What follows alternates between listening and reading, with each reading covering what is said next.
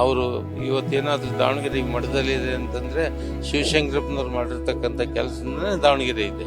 ದಾವಣಗೆರೆ ಅನ್ನೋದು ಒಂದು ಹಳ್ಳಿಗಿಂತನೂ ಕಡೆಯಾಗಿರ್ತಾ ಇತ್ತು.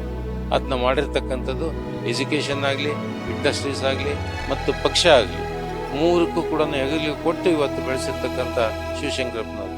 ಬರೀ ಇಂಟರ್ಮೀಡಿಯೇಟ್ ಓದಿದ್ದಾದರೂ ಕೂಡ ಆ ಇಂಟರ್ಮೀಡಿಯೇಟ್ ಡಿಗ್ರಿ ಓದೋದಕ್ಕಿಂತ ಜಾಸ್ತಿ ಅವರಿಗೆ ವ್ಯವಹಾರ ಚಿತ್ರತೆ ಇತ್ತು ಅವ್ರಿಗೆ.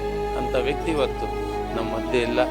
ಅವರಿಗೆ ಅವರ ಅಗಲಿಕೆಯನ್ನು ಅವರ ಕುಟುಂಬದವರು ಎಲ್ಲರೂ 3 ಮಕ್ಕಳು ಮತ್ತು ಹೆಣ್ಮಕ್ಳು ಕೂಡ ಸಹಿಸಿಕೊಳ್ತಕ್ಕಂಥ ಶಕ್ತಿ ಅವರಿಗೆ ಕೊಡಲಿ ಅಂತ ದೇವ್ರು ಕೊಡಲಿ ಅಂತ ಹೇಳ್ಬಿಟ್ಟು ಕೇಳ್ಕೊಳ್ತಾರೆ.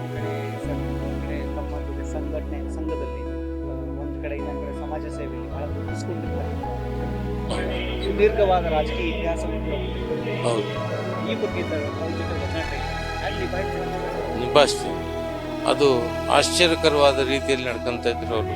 ನಾವೇ ಒಂದ್ಸರಿ ಆಶ್ಚರ್ಯ ಬಂದ್ಬಿಡ್ತಿದ್ವಿ, ಇದೇನಪ್ಪ ಬೆಳಿಗ್ಗೆ ಎದ್ದು ಆ ಕೆಲ್ಸಕ್ಕೆ ಹೋಗ್ಯಾರ, ಈ ಕೆಲ್ಸಕ್ಕೆ ಹೋಗ್ಯಾರ, ಮತ್ತೆ ಇದಕ್ಕೆ ಹೋಗ್ತಾರಲ್ಲಪ್ಪ ಅನ್ನೋವಷ್ಟು ನಮಗೆ ಆಗ್ತಿತ್ತು. ಆದರೂ ಅವರು ಯಾವುದೂ ಕೆಲಸ ಬಿಡ್ತಿದ್ದಿಲ್ಲ. ವೀಲ್ ಚೇರ್ ಮೇಲೆ ಹೋಗ್ತಿದ್ರು ಕೂಡ ಅವರೆಲ್ಲ ಕೆಲಸನೂ ಅಟೆಂಡ್ ಮಾಡ್ತಿದ್ರು. ಅಂಥ ವ್ಯಕ್ತಿ ಅವರು. ದಾವಣಗೆರೆ ಅಭಿವೃದ್ಧಿಗೆ ಅವ್ರದ್ದೇ ಕೊಡುಗೆ. ಮ್ಯಾಂಚೆಸ್ಟರ್ ಆಫ್ ಕರ್ನಾಟಕ ಅವರಿಂದನೇ ಆಗಿರೋದು ಅಲ್ಲ. ಅವರು ಆಕ್ಸ್ಫರ್ಡ್ ಆಫ್ ಕರ್ನಾಟಕ ಆಗಿದ್ದು ಅವರಿಂದ. ಮ್ಯಾಂಚೆಸ್ಟರ್ ಹೋಗೇ ಬಿಡ್ತದೆ.